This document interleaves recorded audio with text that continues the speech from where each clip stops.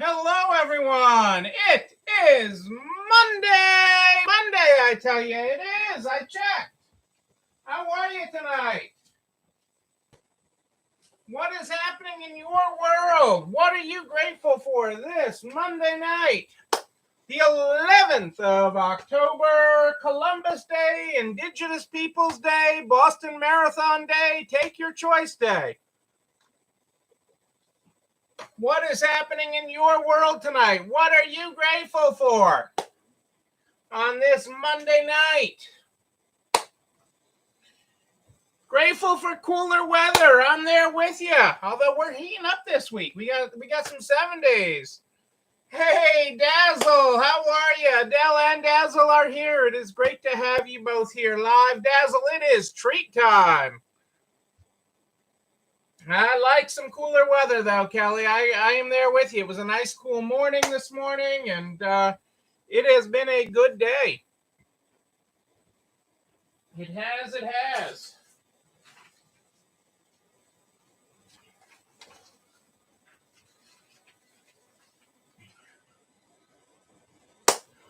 How was everybody's Monday? Did you have a busy Monday? We had customers and consigners in on a regular basis today. Lots of customers, lots of consigners. Hey, we are broadcasting tonight on both Facebook and YouTube. Any problems with Facebook, hop right on over to YouTube. Hop on right over. Yes, you can.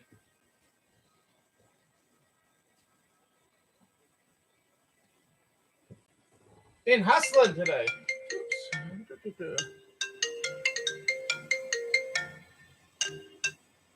My brother trying to call in tonight. My brother's trying to call.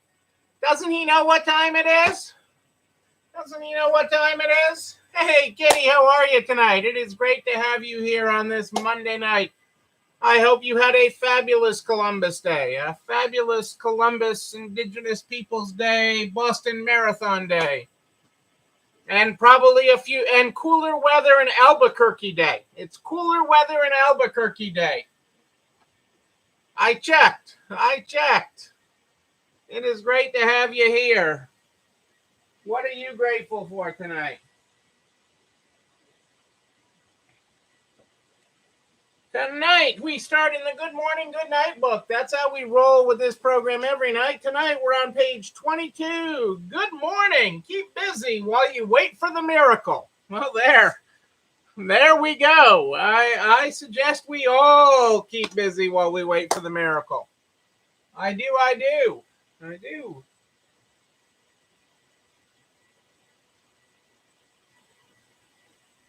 Oh, I love this. Very productive. Lots of thunderstorms today, but we got a lot moved to the sales floor. That's awesome. We got a lot of inventory moving today, so we kept a lot of things moving. A lot coming in. This is typically, it's hard. I was talking with some of my processing team at the warehouse today, and I can't say for certain because there's no certainty in the current world, but I'm like, normally Columbus Day is peaks our daily volume of receiving in October. It is the peak of daily receiving. We still receive lots and lots of merchandise in October, but the volume per day drops off some. Okay, and it's not like dropping off a cliff, but it drops off some, and then we pick back up again. Then we peak again around Veterans Day for our winter season, because we take winter through the end of November. And as my team was looking at all the baskets of clothes around, especially they were looking at baskets of clothes and totes of home decor, and we probably had to add a couple extra 100 totes of home decor to our capacity this year for home decor smalls. And baskets, our team's been keeping up really well with. I mean, we've been keeping up well with everything. So, I mean, I'm excited about that. But yeah, it's your biggest day. So I mean, but I say that with the caveat of I don't know that we're at normal with that. So I can't say for certain that this is our peak. This is our peak for it. Um, hey, Carrie, how are you tonight? Great to have you. But we had an amazing weekend and sales, and we had a busy day in the stores. So it's hard to make trend lines in this pandemic still. It is difficult to say that just because you're following the curve of, let's say, 2019, and at whatever level you're following it. If you're watching the arch of 2019 as we talk about receiving for the fall, if we hit it, if we're following that same thing, we should just see some subtle pulling back on that. Moving forward, but we'll see. We're making great headwinds, and customers are responding with shopping. I mean, that is the blessing in all this, is that one way or another that not only are we blessed with the inventory, because remember, early on in reopening, you were blessed with people cleaning out, but you weren't blessed with shoppers. So to be blessed with both. In most parts of the country right now is a great thing.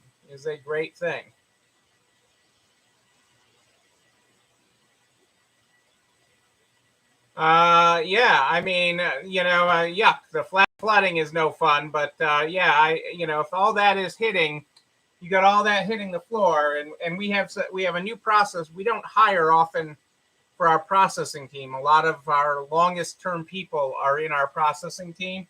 And so we have a new person starting tomorrow. So we're excited about that. And so there's a lot of good things going on.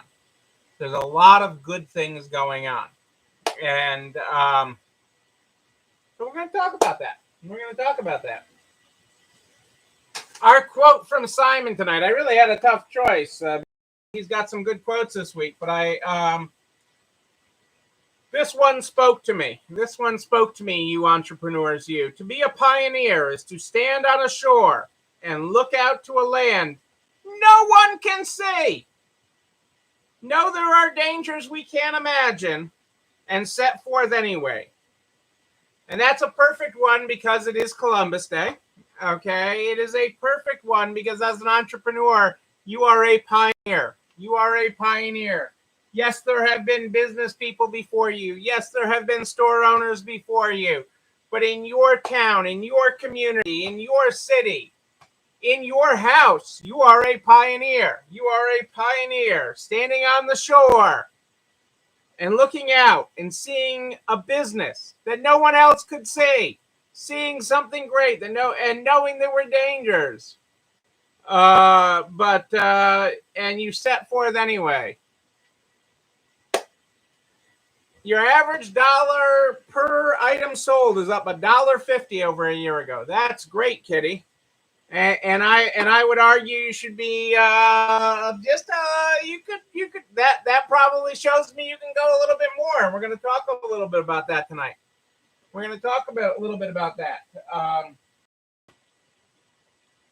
even the people that are complaining that you're up $1.50. Okay, even if somebody says it feels like it's $1 more, they're still saying everything's $1 more. Everything's a little bit more. And that's part of the eroding price power as wages have gone up. People are talking about wages going up, and they are. Okay, I mean, payroll is higher. Okay, it doesn't matter what your business is. Payroll is higher. But the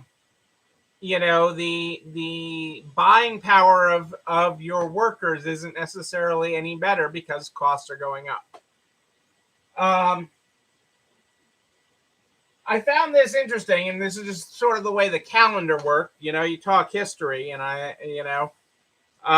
today in 1975, on this day, October 11th in 1975, Saturday Night Live debuted for the first time. It was originally, and this is the part that I find interesting, called NBC's Saturday Night, because there was another show on ABC called Saturday Night Live with, anybody know who the ABC show had on it? Who was Saturday Night Live with on ABC? There's your Monday night trivia for you. There is your Monday night trivia. Think about that for a minute. Who did ABC have on ABC Saturday Night Live so that NBC had to call it NBC's Saturday Night? Think about that. We got to talk a little bit about supply chain a little bit tonight. We got to talk a little bit about supply chain, and I'm going to talk about shipping some tonight. But we got to talk supply chain because reality of supply chain is hitting home for Halloween stores. Okay, if your primary product or a primary part of your footprint is Halloween, the fact that you don't have supply and Halloween is just a couple weeks away is to the point that Halloween stores are now saying they're haunted by shipping issues just weeks before the holiday.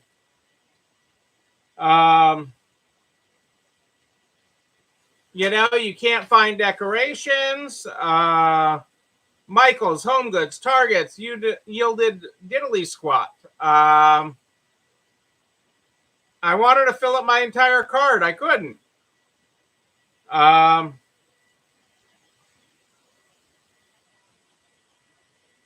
Historically, at this point, Spirit Halloween, one of the the pop-ups that is actually owned by Spencer Gifts, would have delivered some 90+% of merchandise to its stores. This year, amazingly, even with everything, they've sent out 80% to their 1,400 seasonal stores. A major place in St. Louis, Johnny Brock's Dungeon Party Warehouse in St. Louis. That sounds like a good Halloween store. Would have had 95% of its product priced on the shelves. At this point, it's only 75%. This stuff is all going to arrive when they can't use it. Hey, Nebraska Angie, how are you? Michelle, great to have you here. Yeah, we've been selling through Halloween really, really well. Kurt is with us. The father of the bride is here. Kurt, I just before we came on, I was looking at a wedding picture. First, cheers to you and congratulations and mazel tov. Mazel tov. Okay, but I swear, I may have to get an investigator on this, Kurt. I swear in that wedding picture, it looked like you were wearing boat shoes. No boats to the wedding. No boats to the wedding. Those look like boat shoes. All the fun people are here. Now that you're here, Rose, they are here. They are here. That crazy mall store. Yes, that is who owns Spirit Halloween. See, you come here live and you learn a lot.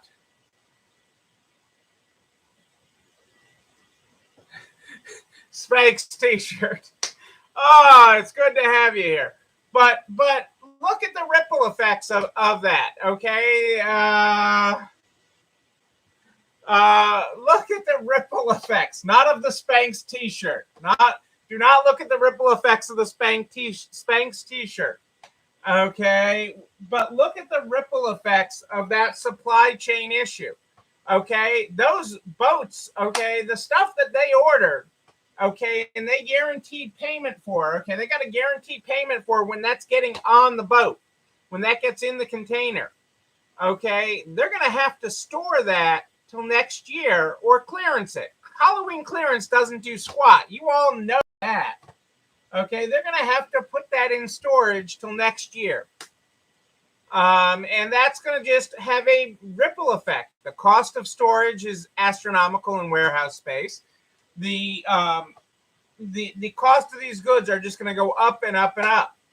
They're saying now that the toy makers are saying the supply chain issues are going to create a 4-month holiday hangover, okay, because of the shipping delays.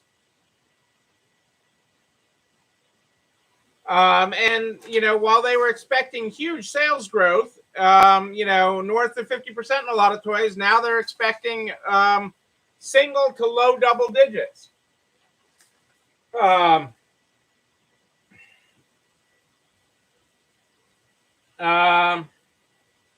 Toy sales in December normally represent 55% of the total fourth quarter haul.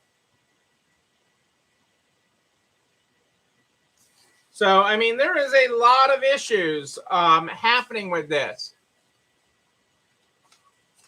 And quite honestly, Kitty, on some of this, I expect some huge bargains on the overstock market for us. That is 100% correct. I expect some huge bargains out there on the market. I expect some flooding of the market with some of this merchandise because it's just too expensive. They've already spent a fortune getting it here.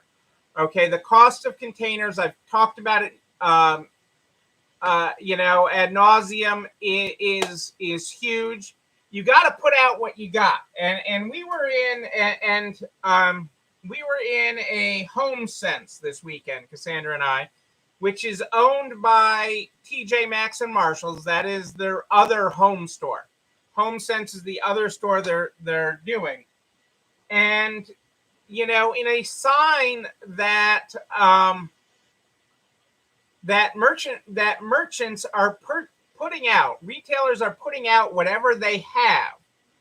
We have never, ever, okay, in this area, okay, where we live, okay, seen much of a Hanukkah section. It's at the back of something. It's at the bottom. Anybody who shopped for something Hanukkah knows what I'm talking about. It's around the corner in the dingy spot. It's got 2 inches of shelf space. And it's got last year's dust and price stickers on it. We have never seen such a selection. I mean, they had like four end caps of Hanukkah.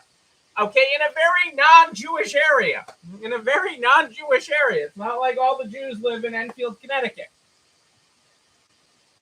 And so it was very, very interesting putting out what they have, okay, to fill the end caps so that their stores don't look empty, so that they have things. So that's the Hanukkah stuff, or have somebody you're buying a Hanukkah gift, It was a good year to get the fancy candles. It was a good year to get the fancy candles for the menorah. But, they had all sorts of stuff because they were just digging whatever they had in the warehouse out to fill the end caps. No marketing needed, already chosen. Yes, there you go. There you go, Kurt. Oh. So one of the things I said we were going to talk about a little bit this week, and I'm gonna start it out tonight, is shipping. Okay, the holiday surcharges for shipping. Okay, for you shipping to your customers. Remember that website you built during COVID? You still got it. Okay, load it up with some items. You might ship some stuff. Okay. Like those boat shoes, so the investigators can't see that you were wearing boat shoes and had a boat. Yeah, I mean, Hanukkah items are unique, Kelly. I mean, they just are. There isn't as much of a market. I mean, there is in certain parts of the country. I mean, even in Connecticut, just not where we live. There is a market for Hanukkah things. I mean, I I know that it's just not anywhere near where we are. Um, and So putting shipping into perspective, I wanted to put shipping into perspective because we are in, and this is, I'm gonna go high level tonight because the vastness of tonight's live audience has gotten me a little off beat here. How's that? A little off the beaten path. The the surge in pricing. You are in surge season for pricing to ship packages. If you have not shipped much today, shipped much recently, you may not have noticed the pricing that went into effect that I told you was going to start taking effect in October. But that shipping surge is upon us. That shipping surge is here. Okay, the costs are going up. If you are not able to ship it first class mail, which has also gone up, anywhere from 30 to 50 cents on a package that's going first class mail, actually probably up to 75 cents a package. If you end out in priority mail, okay, so something more than a pound, you are going to find surcharges of 75 cents to $1.50. 75 cents to $1.50 a package for the average package. That adds up pretty quickly. No matter how many packages you're shipping. I mean, it is just simple math, people. I mean, 75 cents, if you ship 10 packages today, that's $7.50. That'll buy you a drink at Kurt's wedding party. These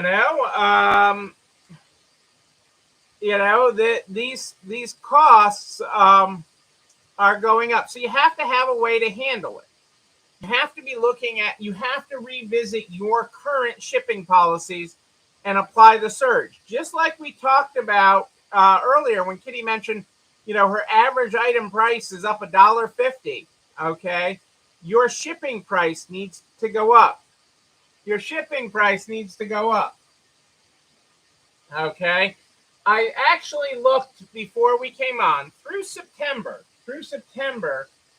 we actually, and this tends to happen to us, okay? So we make a little bit more when we ship spring stuff. That makes sense, right? It's lighter. We can get more of it under a pound. And we weigh we list most items at our website at a pound. But we can ship most of that first class, most spring clothing. But as you get into the fall clothing and people buying more decor items as they move back inside. You sell less decor items during the summer online. You might sell more in the winter as people are in their houses versus the summer. So I did some quick math before we came on here tonight, and I looked because we ship a good amount of packages for a business our size. And it is more than last year. And I took that and I divided it by we actually showed a profit on shipping cost versus shipping revenue. So we track both figures. How much did we charge for shipping?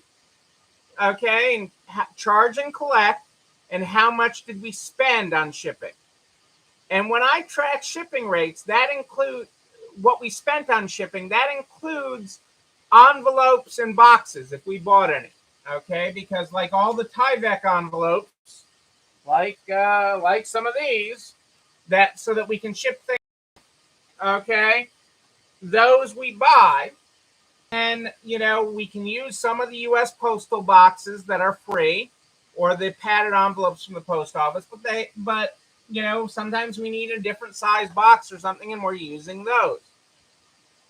So I add that into our shipping costs. So I have shipping revenue, what customers actually paid, less shipping cost. And I take that and I take the difference, which was actually a profit in the first 9 months of the year. So we actually made money on that. And technically, we probably made a little bit more than the number that I'm using, because the expenses through September would include any boxes and bubble wrap that I've already purchased.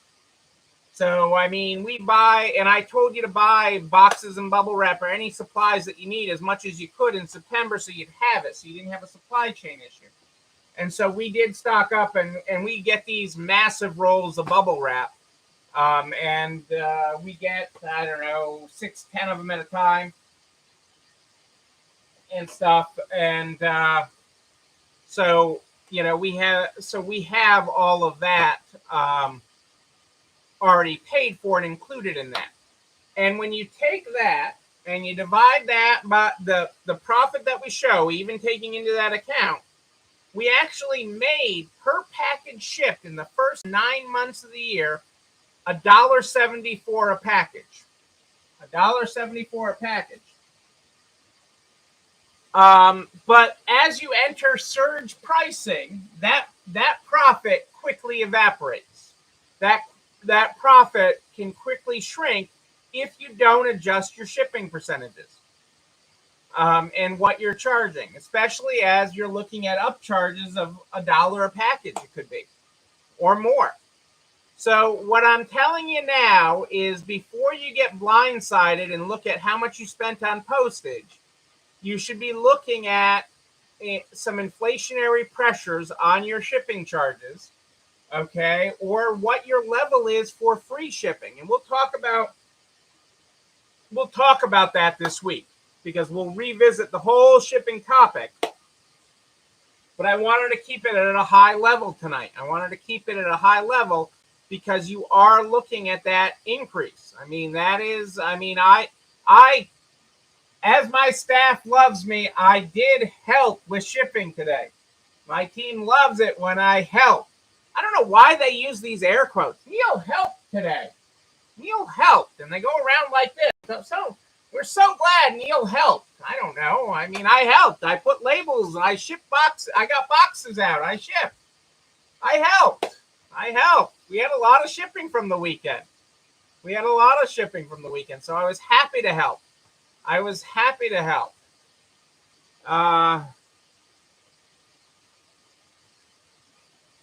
It does help when you recycle boxes and bubble wrap. Peanuts tends to be a pain in the neck, and packing with us. There's a couple things with that. The bubble tends to, as it's in loose sheets, not be as good and efficient as pulling it off of a roll. The boxes we tend to use for other things, because they're just, by the time you spent the labor, Kelly, looking through the boxes to find the one that you can use, it's not as efficient as just pulling one off the shelf. You gotta at some point, and I'm not, in the figures I'm giving you tonight, I'm not talking about labor in it. But, you know, we use that bubble wrap. We tend to use it internally for other things or for side packaging. But actually wrapping a decor item, we find better without the recycled bubble wrap. Well, and that's the thing. You know, these processes worked better when we were smaller. So we recycled more directly into the things we shipped when we were smaller. The more we have started shipping, the more important it has been to get the labor side of it efficient. Okay.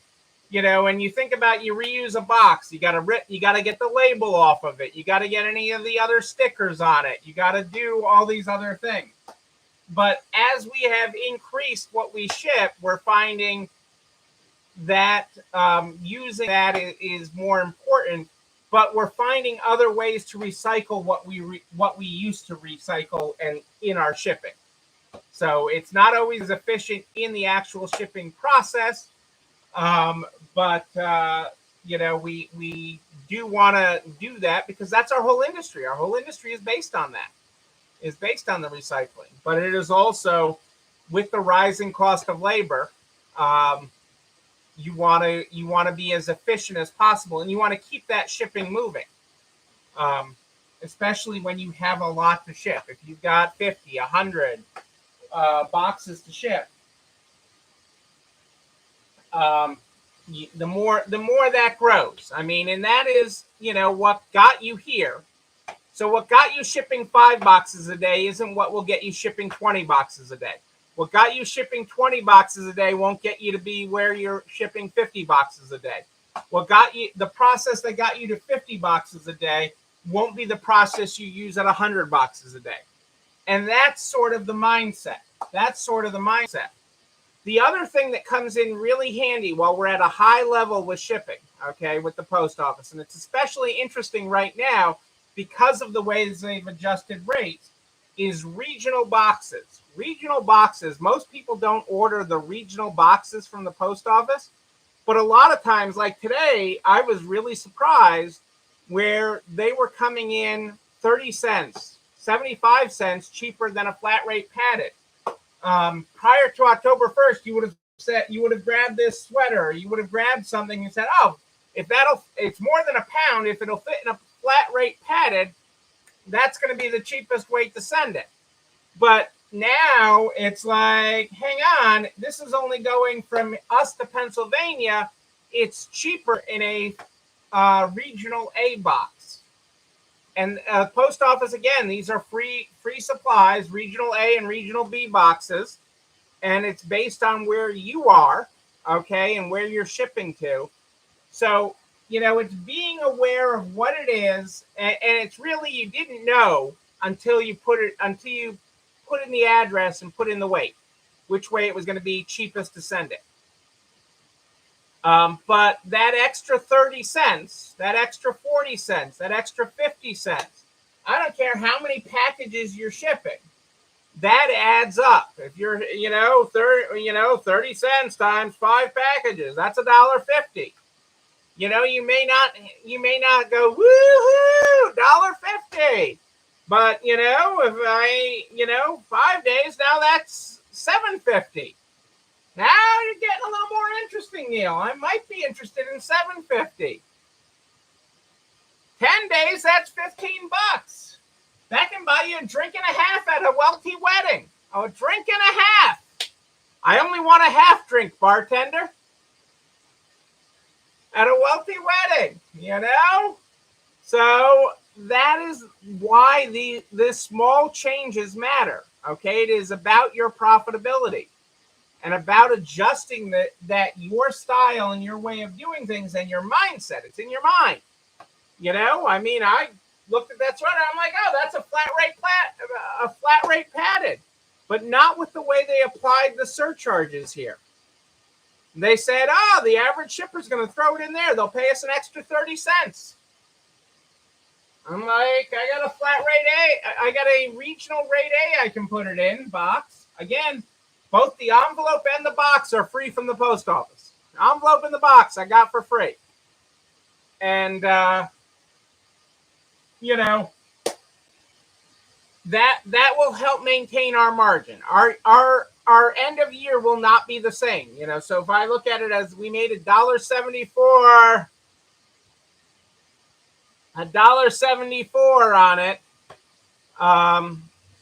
per package for the first 9 months of the year. When we end this year, it will not be that. But I am betting we will not have lost money. Okay, that goal is for us to not lose money and have this incremental revenue. Well, it was your baby girl getting married, triple scotch on the rocks, I get it, Kurt. I get it.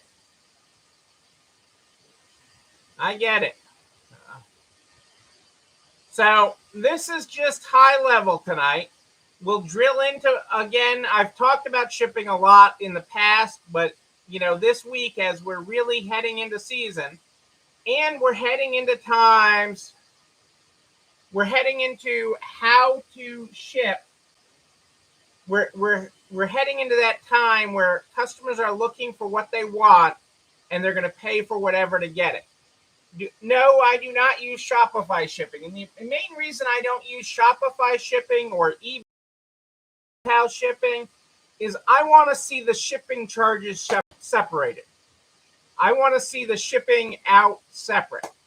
And so we currently use stamps.com, but ShipStation or any of the others is fine. I just want to see the shipping separate. And I don't like all the bundled everything, the way Shopify and the others. Pirate Ship's another good one. I don't want to see just the net. Okay, you sold this. This was your Shopify fees. These were your eBay fees. This was your shipping fees. And this is a little bit you get. I want to be able to easily break it out so I know what each section was costing us. This was our fees to Shopify. This was our fees to eBay. This was our fees to the post office. However it works out. This was our fees for Kurt's wedding. It seems like they're adding a wedding surcharge to everybody's bill now. That is what I want to see. I want to see the breakout, because that way I can talk about it. That way I can talk about that we've done $1.74 package this year. It is much, much easier to know what it's really contributing to the bottom line. All these that aggregate your fees into one thing, so it's simple and you never see any of the detailed billing. What I find most often with store owners is they feel like they're never making any money from it. And it's because they can't see what they're making on it. They can't see the breakout. They can't see how it balances out. So that is why I prefer the services that allow you to easily see it broken out.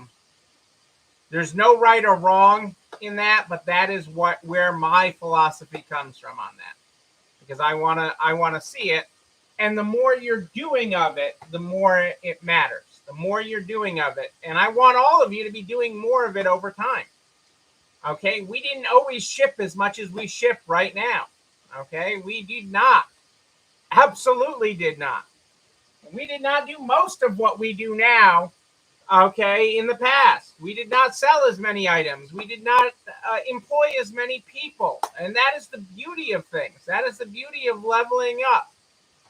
Okay, that is the beauty of it. And it is the beauty of understanding that and appreciating the tools and techniques that got you to this level isn't the same skill that's going to get you to the next level. So that is such an important understanding to have, so that you can grow, okay? That growth, so that you don't hit that proverbial glass ceiling, okay? Knowing that skill, that you have to hone your skill, that you have to keep on getting better. Keep on getting better. You can keep on getting better. You have so much better to still achieve. So much better. And it doesn't matter how long you've been doing this. It doesn't matter how long you've been doing this. Okay? As long as you have it up here that you can be better, you will be better. You will drive yourself to be better. So nobody had my trivia tonight. Nobody would even venture a guess what Saturday Night Live was on ABC back in 1975. It was Saturday Night Live with Howard Cosell. Saturday Night Live with Howard Cosell. I'm just saying, that's why it had to be called NBC Saturday Night. You know what? This video and everything I talk about goes over to narcs.org/resale strong by noon the next day. Noon, I tell you.